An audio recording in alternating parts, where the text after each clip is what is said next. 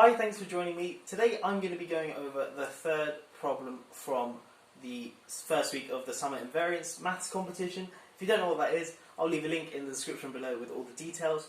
But firstly, I'm going to describe the problem and I'll leave a worded description in the description below. And then I'm going to go over a solution. If you haven't had a go or you want to have a go at the problem, pause the video in between and then have a go at it. And then I'll go over a solution. Okay, cool. Here's the problem. We have a submarine travelling along the real axis. Its start point is unknown to us and it travels at constant velocity. We can then fire torpedoes at this along the real line at every integer second, so after 1 second, after 2 seconds, and so on.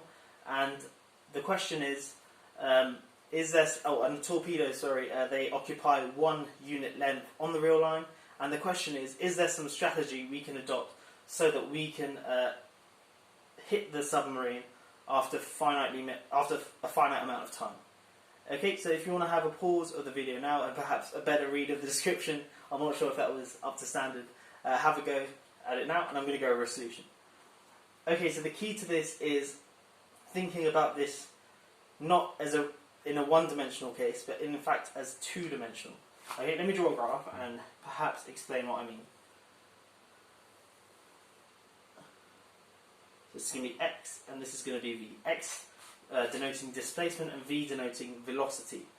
So now our submarine is travelling along the real line. It has some starting point, which we don't know, and it's travelling at some velocity, again, which we don't know.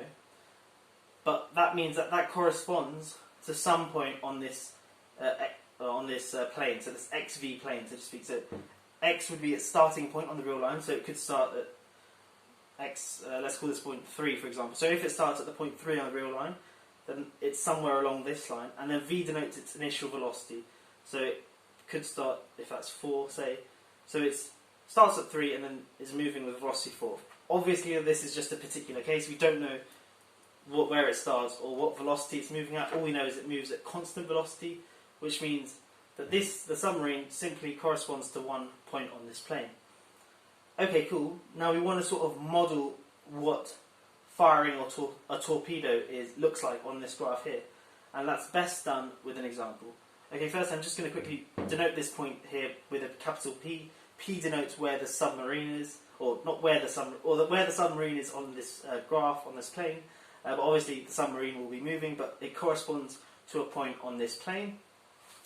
Now let's look at a torpedo. Suppose I fire a torpedo here between the point A and the point A plus 1, and I fire it at time t. Okay, so t is an integer, it's 1, 2, 3, it's one of those numbers, a positive integer. Okay, cool. We want to know what this corresponds to on this graph here. Well, firstly, let's look here at this point here, a comma 0 sort of thing on this graph here.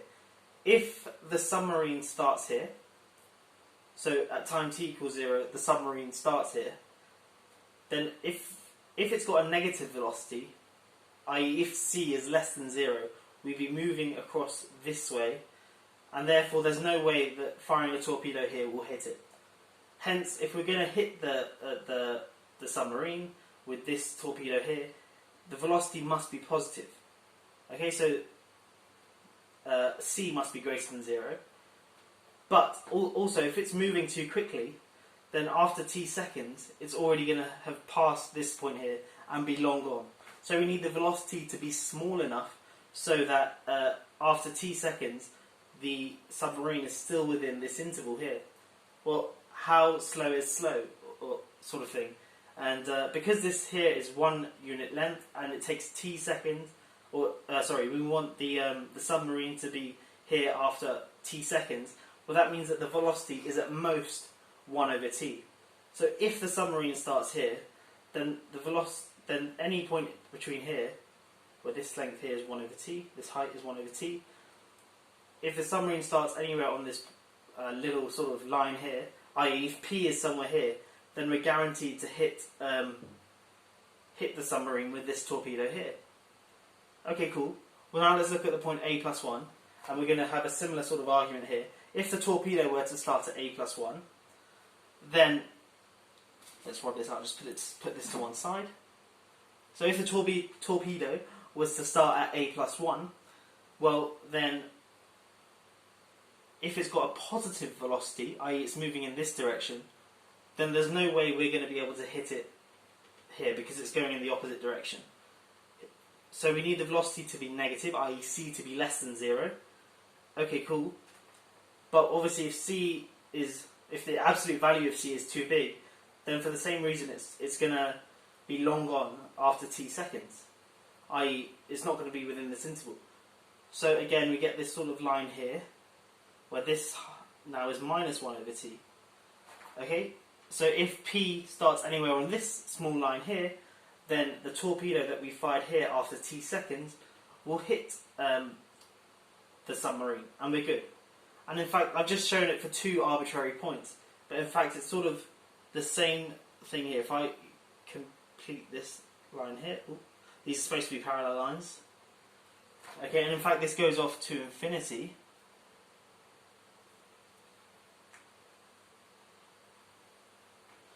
Cool. So if the point P is anywhere on this shaded region here, then that means that after t seconds I'm going to hit the torpedo. So that's great. Okay, cool. Perhaps you may want to pause the video or rewind just to understand exactly what I've said. I've basically shown, take some arbitrary interval of unit length, and suppose we fire our torpedo there after t seconds, then where can this submarine start so that, on this graph here, so that this torpedo will hit it. Okay, and I've showed that it's this sort of sliver of the plane. Okay, now these 2 lines are parallel, and now I'm going to work out this sort of perpendicular height here. But because the lines are parallel, it's a constant, and we already showed here that height here is 1 over t. Okay, so after t seconds, we sort of create a slither of height 1 over t. Now, we want to show that we can hit P after a finite amount of time, starting with strategy. We want to find a strategy so that we can hit P after finitely many times. In other words, find a slither which covers P after a finite amount of time. And remember, P is fixed. So, in fact, it suffices to look just at unit squares. So if I take a unit square, and I can show that I can cover this square with finitely many slithers, okay, then because we can enumerate this plane with a bunch of these squares, so cover it with lots of squares, and we can do that with countably many squares, well, because P is fixed, that means eventually, after a finite amount of time, we'll get to a square which that includes P, and thus if we can cover each square with a finite amount of slithers, then that means once we've got to P, we'll also have covered only a finite amount of slithers, or we'll have used a finite amount of slithers, and thus it takes finite amount of time to hit the submarine. Okay, cool. Well, let's prove this first. So I'm proving that we can cover any unit square with slithers after a finite amount of time. So let's take an arbitrary unit square, and let's find a strategy for covering this square on the plane. Okay, so this is a unit square. Now we're going to start at some arbitrary time, t equals I. Okay, so I is a positive integer. It can be a billion, it can be 42, it can be any positive integer you want, and this strategy still works. Okay, now the first torpedo we're going to fire is going to be the one that covers this base length here. Okay, so obviously this thing here may not be the real axis, but we simply say if this is our plane here, we just bring the line of length. Obviously these lines will have gradient 1 over I, or minus 1 over I, sorry. So we look at this interval here and we fire the torpedo here. So these lines here both have gradient minus 1 over I, so that we cover this thing here, and obviously this line will carry on here. And this will be our slither. Obviously we're only considering the square here, so we'll have covered this sort of triangle within the square. Okay, cool. Now we're going to do a similar thing here, but obviously now we're in the I plus 1th second. and we can find a slither which looks like this. Okay, now obviously the gradient here is minus 1 over I plus 1, and the gradient here will also be minus 1 over I plus 1. Again, the same thing there, we can bring this down to the real axis and find some unit length where to fire the torpedo. And this thing here, remember I showed the height was a constant, and in particular it was 1 over t. So in this case here, it will be 1 over I plus 1. Okay, then I can do the same thing here and find one which is I plus 2 height. And then 1 over I plus 3, and so on and so on. And then the question is, can I get to the top of this square here? And the answer is yes, of course we can, because the harmonic series diverges. So the sum, this is a standard result, the sum from r equals 1 to infinity of 1 over r equals infinity. Perhaps not the best notation, but it goes to infinity. This thing diverges, which means no matter where I start on this sum here, so even if I start at 42 to the power of 10, I don't know, some really, really big number, I can still find a finite, there's still a finite number of integers after that, for which if I do the sum from that integer to some other finitely large integer, I'm going to get 1.